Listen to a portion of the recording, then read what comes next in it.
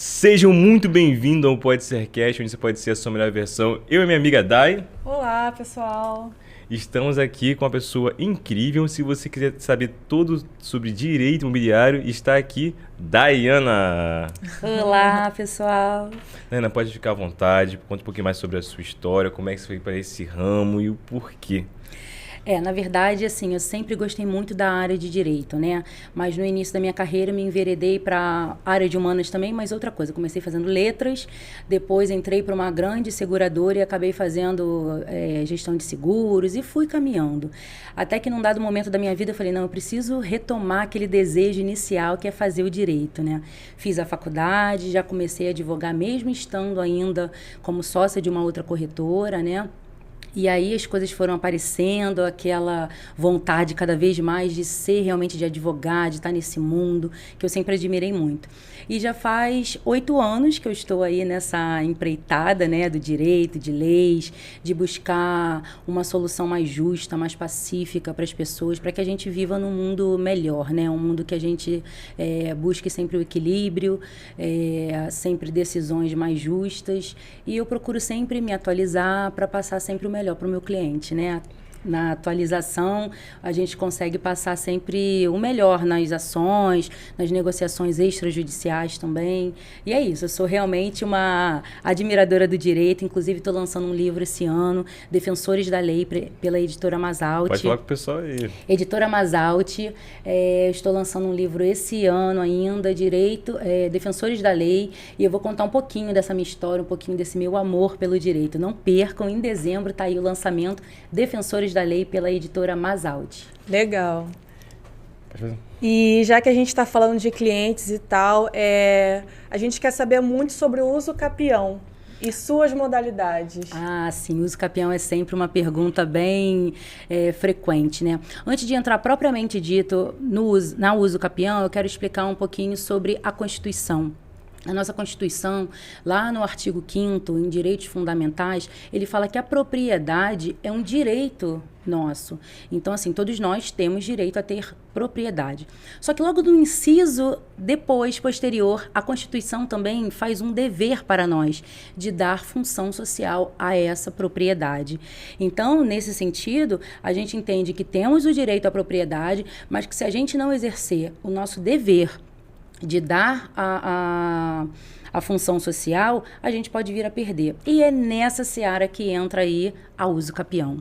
A uso capião nada mais é do que a aquisição de uma propriedade pelo decurso de tempo. Então, você está ali no imóvel, com ânimos dominus, né, que a gente fala no direito, que é o ânimo de ser dono, tratando, pagando impostos, dando a função social que a Constituição estabelece. Nesse sentido, você pode acabar, sim, tendo a propriedade, né? E aí nós temos algumas modalidades de uso capião. Vou falar 4 delas.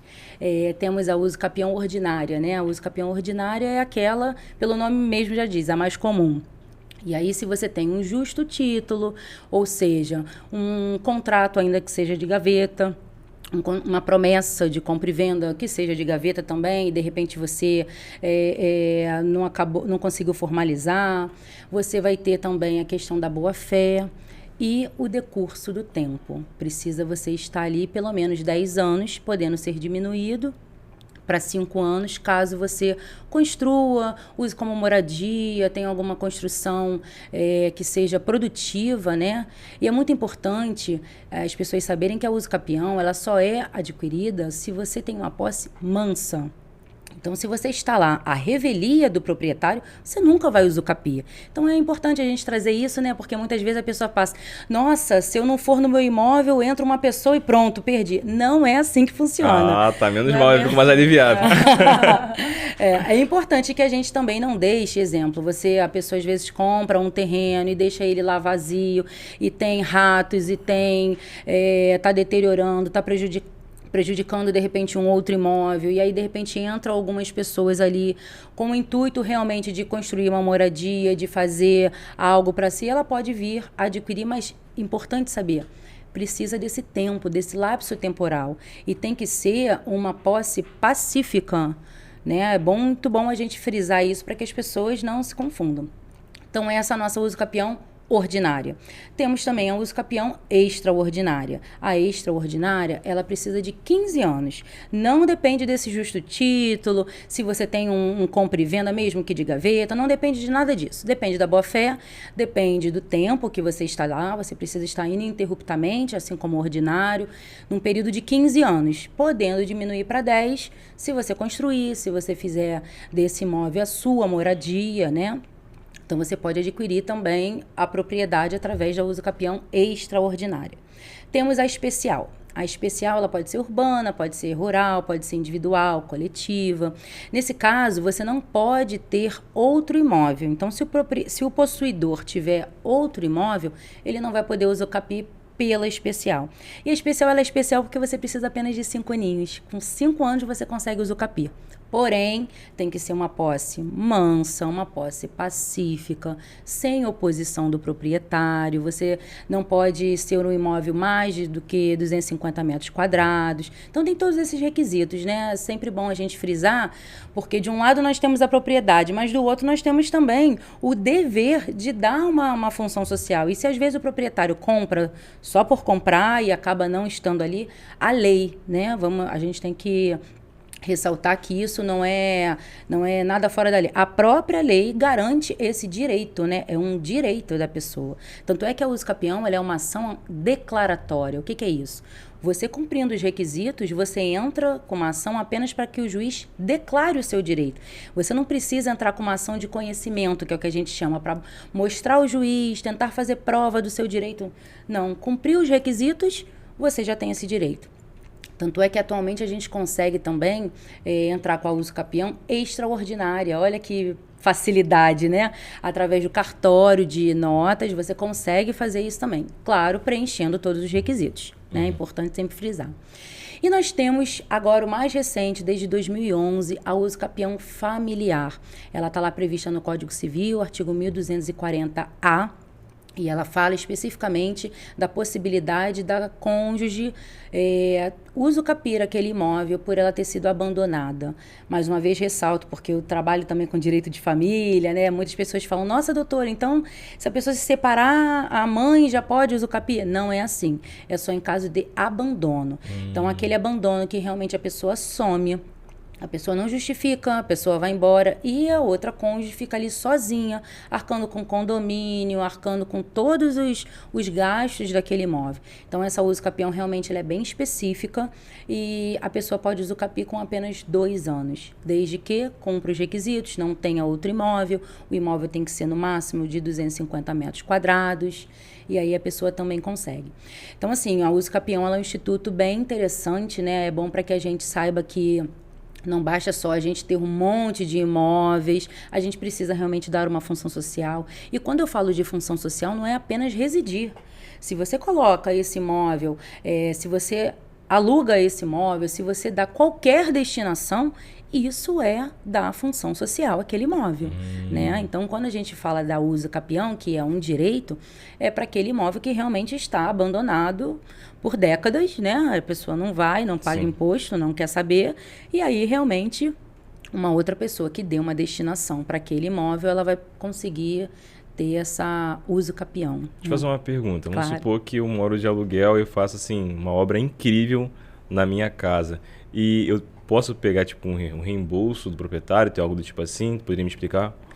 Ah, sim, você está falando das benfeitorias, né? Isso.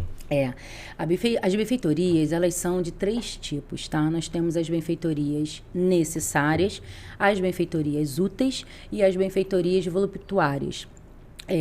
O nosso código, a gente chama de código, tá, gente? Porque a Lei 8245, que é a lei do inquilinato, quando ela chegou, ela inovou no mercado, né, no ramo. Até então, a gente tinha leis esparsas, tínhamos leis até da época do Império, para se ter uma noção. Que isso.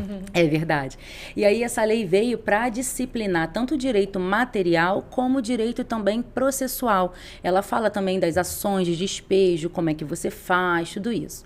E aí ela fala das benfeitorias. Bem, nós temos esses 3 tipos. A benfeitoria necessária é aquela necessária para a conservação do imóvel, né? Então, assim, o imóvel é uma troca de telha, alguma coisa hidráulica, Então, essas benfeitorias que são necessárias não dependem nem de autorização do proprietário. Elas vão ser indenizáveis, tá? E elas podem ser retidas também, dependendo do que você coloca ali. Temos também as benfeitorias úteis. Essas benfeitorias, elas são assim para embelezar o imóvel, dar uma facilidade para o imóvel. O que seria isso? Eu construí mais um banheiro, eu construí mais um quarto. Então, isso ele vai dar um valor para o imóvel, né? Vai facilitar o imóvel. Essas benfeitorias você também pode ser indenizável, desde que autorizada pelo proprietário.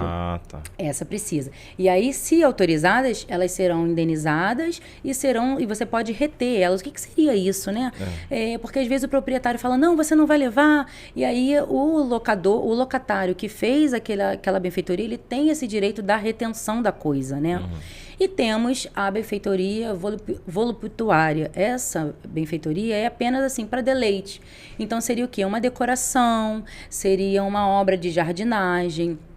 Essas benfeitorias não serão indenizadas. Não são. Tá. Nem então, tentando negociar. Nem tentando negociar. Porém, é muito importante colocar que dentro da locação prevalece sempre o que está no contrato.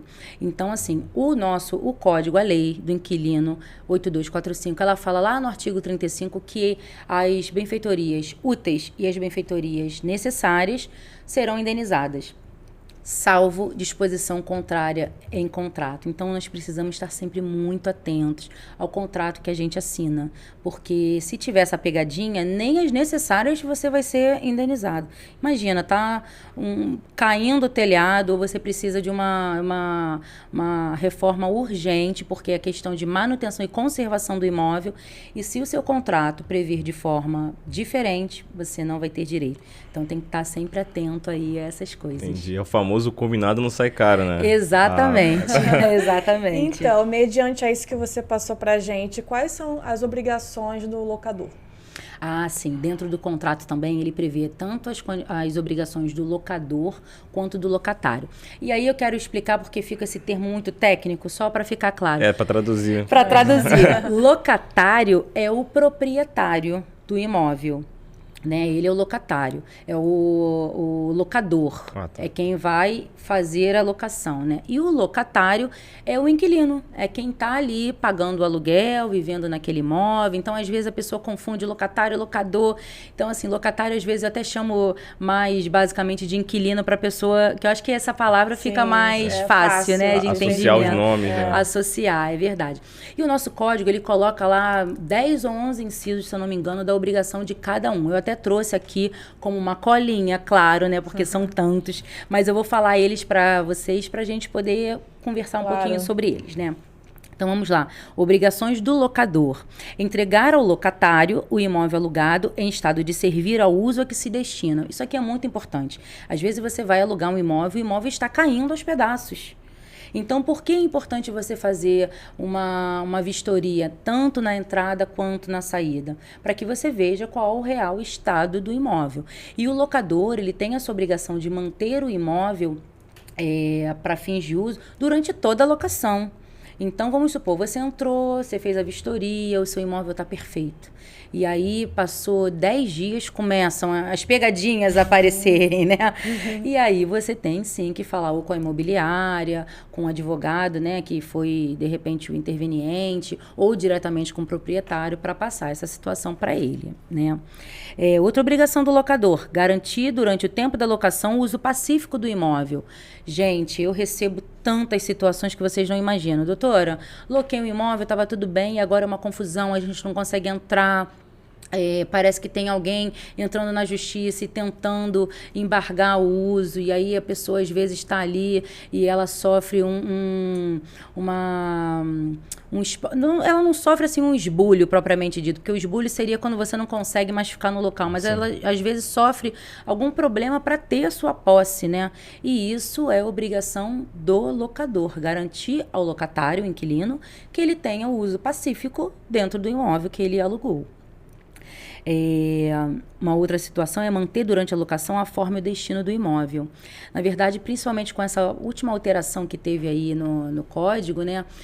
Agora a destinação de um condomínio ela pode ser alterada apenas. Antigamente precisava da maioria, agora você não precisa mais da maioria. Você agora consegue fazer essa alteração com quórum menor. E o que seria essa alteração? O imóvel é residencial, você pode mudar ele para comercial. Imagina a situação. Que isso. É bem perigoso, Deve ter né? muita briga, muito conflito, né? Porque nenhum lado sabe da obrigação do outro e fica nesse conflito. Exatamente. E aí, assim, a obrigação também do locador garantir ao locatário a destinação daquele imóvel. Se eu aluguei o imóvel para uso residencial, é preciso que seja garantido até o fim da minha locação que esse imóvel vai continuar sendo de uso residencial. Uma outra obrigação também é responder pelos vícios e defeitos anteriores à locação. Aquilo que eu falei, ele precisa garantir que o imóvel está em excelente estado, perfeito, né? Porque nada pior do que você, procura tanto um imóvel, acha um imóvel, faz o contrato, paga a caução. E aí, no meio desse contrato, às vezes nem no meio, no início do contrato... Você se depara com vários problemas, né? É telha que não tá boa, é encanação que não tá boa também. Então, enfim, vários problemas, né? Uma outra obrigação é fornecer ao locatário, caso este solicite, descrição minuciosa do estado do imóvel quando da sua entrega. Isso é aquela questão que eu estava falando da vistoria. É sempre bom a gente fazer a vistoria, ser acompanhado de uma pessoa que entenda, né? Porque às vezes a pessoa fala, nossa, tá bom, eu só preciso fazer a vistoria. Mas você sabe o que olhar? Você sabe o que fazer? Tem que ter um olhar mais técnico, no caso. Exatamente, né? Um olhar técnico, um olhar crítico. Eu acompanhei agora com uma cliente, uma vistoria, e vários detalhes ela não tinha percebido. Ela, nossa, doutora, que bom que você está aqui comigo, me auxiliando nesse momento, porque realmente eu estou tão empolgada com a casa nova e mudar, que eu gostei tanto que ela não conseguiu enxergar. E a gente que está de fora, né, a gente consegue muitas vezes perceber algumas coisas que a pessoa que está ali vivenciando não percebe, né? Então, realmente é importante. Uma outra obrigação é fornecer ao locatário recibo discriminado das importâncias pagas. Gente, isso tem uma briga sempre, porque assim, o inquilino pede, olha, eu quero um recibo. E o locatário simplesmente não dá o recibo. Ou então dá o recibo assim, recebi R$1.000 do fulano. E isso não é um recibo discriminado. Ele precisa estar ali. Não seria válido, no caso, um recibo... Não é que não seria válido porque é ruim para o inquilino, né? É um recibo, né? Em caso de entrar com uma ação judicial, alguma coisa, ele vai ter aquele recibo ali comprovando que ele fez um pagamento. Mas esse pagamento se refere ao quê? É o problema que a pessoa, o inquilino, ele fica sem a segurança. Então, tem que estar discriminado. 800 é do aluguel, 150 do condomínio, 50 da taxa de cota, alguma coisa assim nesse sentido. Então, é obrigação. Então, você que é inquilino, você precisa cobrar do proprietário, da imobiliária, sempre o recibo discriminado, porque isso é um direito seu. E isso vai lhe garantir também no futuro que não venha ter problemas, que você consiga comprovar o seu pagamento adequado. Por quê? Porque depois eu vou falar das obrigações do locatário e aí vocês vão ver que é obrigação do locatário pagar o aluguel. E aí como é que ele prova que ele pagou o aluguel? Ele tem um comprovante apenas de um recibo que pagou R$1.000, mas esse R$1.000 é o quê? Então, assim, tem que exigir, isso é muito importante. Mesmo com o pagamento feito em conta, tem que ter um recibo discriminado, então, né? Sobre o que seria esse pagamento. Exato, que aí você tem uma garantia a mais, porque você consegue comprovar o pagamento, mas... De quê, né? De quê? Ah, foi R$1.000 que eu paguei. Tá, mas isso é referente ao quê? Não, isso daqui, esses R$1.000 foi referente a uma benfeitoria que a gente combinou de rachar. E aí, como é que você faz para provar que não foi aquilo ali? Claro que se você for a fundo, se você juntar outras provas, você vai conseguir. Mas olha o trabalho. Dá trabalho, né? E muitas vezes a pessoa não junta essas provas, né? Como eu falei, as pessoas não têm esse olhar crítico. Nós aqui não estamos acostumados a nos munirmos de provas. Não estamos acostumados. A gente não guarda nem nota fiscal. E isso é uma coisa que eu tenho antes de ser advogada, tá? Antes de fazer direito, aquela maniazinha de comprei o negócio, guarda a nota fiscal. Às vezes dá 1 mês, 2 meses, deu problema, e aí você tem aquela nota fiscal para te garantir. Porque aí, pegando até um gancho, o Código do Consumidor também te garante, né, esse prazo. Então... E as obrigações do locatário, como é que ele fica? As obrigações do locatário, nós temos várias aqui também, né? Eu trouxe também uma colinha, porque nós estamos... Se quiser falar as mais importantes, a pessoa ficar alerta já. Pagar pontualmente o aluguel. Não precisa nem falar por quê, né, gente? Se você está no Pra você contrato despejado. de locação, exatamente, para você não correr o risco de ser despejado. Uma coisa importante também é levar imediatamente ao conhecimento do locador todas as informações do imóvel. Se ele recebeu alguma carta, se ele recebeu alguma notificação, é muito importante também, né? O locatário, ele tem obrigação também de pagar as despesas ordinárias. O que seriam essas despesas? São as despesas do dia a dia. Despesa com folha de pagamento de funcionário, despesa de água do condomínio, de luz. Essas coisas são despesas ordinárias. E aqui até um adendo, porque assim, as despesas extraordinárias é obrigação do locatário. Mas o locatário muitas vezes transfere para o locador. Essas obrigações são do locador, perdão. Até eu confundo, tá vendo? Do locador. Pagar as despesas extraordinárias. Mas muitas vezes ele transfere para o locatário, o inquilino.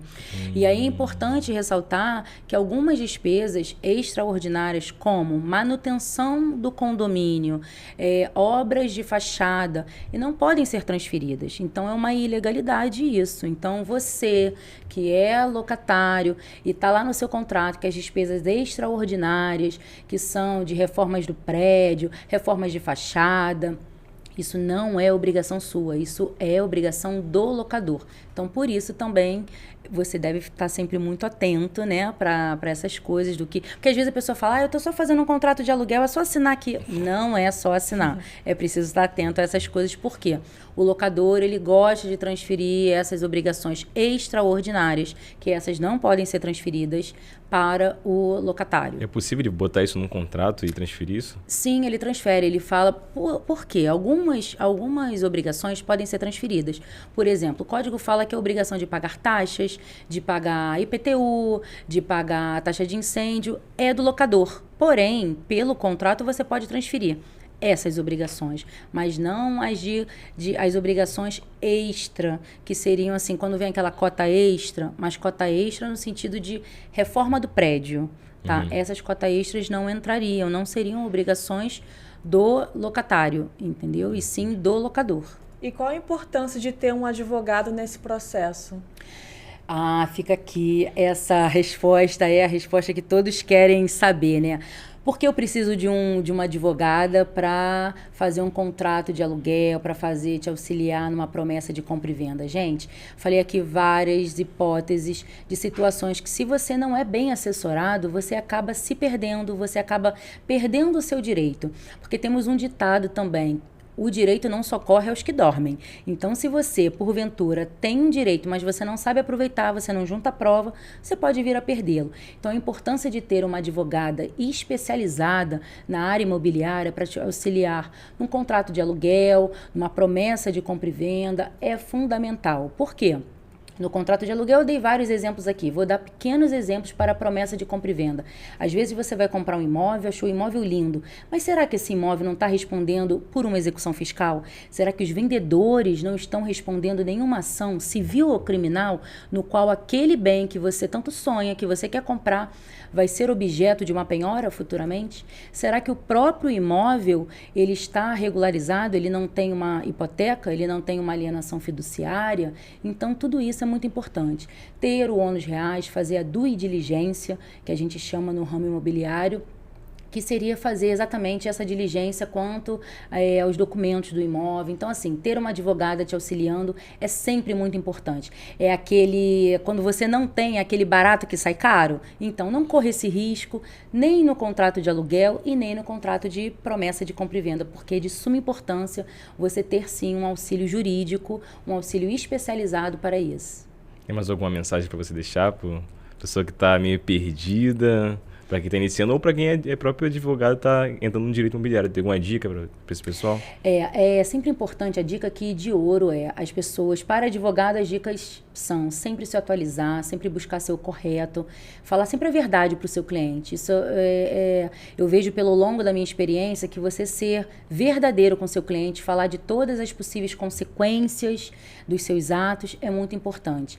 E você que está precisando, que não sabe se é bom ter uma advogada advogada. Inclusive, eu aconselho empresas a ter uma assessoria mensal. Legal. Eu trabalho muito com empresas também, para que você não se veja vendido numa situação ou procurar uma advogada em cima da hora, que vai custar muito mais caro. Você pode ter uma advogada mensal. Então, é muito importante. Vocês, advogados que estão começando na área, sempre se especializem, sejam verdadeiros com seus clientes, procurem sempre falar das consequências. E você, futuro cliente, não deixe de procurar sempre uma ajuda profissional, especializada na área do ramo de direito imobiliário, que é um ramo muito técnico. Então, às vezes, você acha que é capaz de fazer alguma coisa e não vê, assim, as pequenas nuances, né? As pequenas cláusulas que estão ali escondidas e muitas que você, às vezes, não entende. Então, procure sempre uma advogada especializada. E como te achar nas redes sociais, deixar seus contatos aí para quem está assistindo? No meu Instagram, Dayana Arruda Advogada, telefone DDD 21, telefone 996667423. Meu e-mail é contato@dayanaarrudaadvogada.com.br. E eu tenho o site também, Dayana Arruda Advogada. Não tem como não me achar. Muito bacana. Tem um agradecimento também? Agradeço a participação aqui, a atenção de vocês, né? Agradeço também a muitos professores, mentores que sempre me ajudaram nesse ramo. Agradeço a editora Masaldi, que está do meu lado também nesse momento, da gente estar fazendo aí uma parceria. Agradeço a todos os meus clientes que são fiéis, que me indicam a outros clientes. Saibam que, na verdade, eu faço tudo isso assim por amor à minha profissão, né? E a questão de estar sempre me atualizando é para você, meu cliente, estar sempre com o melhor que tem da advocacia. Bacana, aproveitar o clima de agradecimento, agradecer nossos patrocinadores, Denil, Instituto Amigo Motorista. Se você não conhece o Instituto Amigo Motorista, é coisa bem simples. Imagina um motorista que está passando muito perrengue e não tem dinheiro para poder pagar a sua manutenção. Então o Instituto, ele dá a possibilidade para você pegar 1 quilo de alimento, levar lá junto com a peça e poder consertar o carro praticamente de graça, só pela troca. E o alimento arrecadado naquilo ali é distribuído para outros motoristas que estão precisando, que foram assaltados, estão passando fome, e o Instituto ajuda os motoristas. E a revista The News seria aqui, ó, Daiane aqui, assessoria a CEO. de imprensa, né? Legal. Tá dando suporte aí para as empresas também, alavancar o seu negócio. Você, empresário, está precisando de melhorar a sua imagem nas mídias sociais, trazer mais engajamento, feche com a The News. Gente, muito obrigado por vocês estarem aqui. Compartilhe, comenta, SD, pessoas que estão precisando dessa informação muito importante, porque são informações que é necessária e a gente não sabe. Então, o que faria a gente travar seria a falta de informação. E quero agradecer também a sua presença. Muito obrigado. Obrigada. Saí com, Obrigada. com uma aula incrível aqui e até a próxima.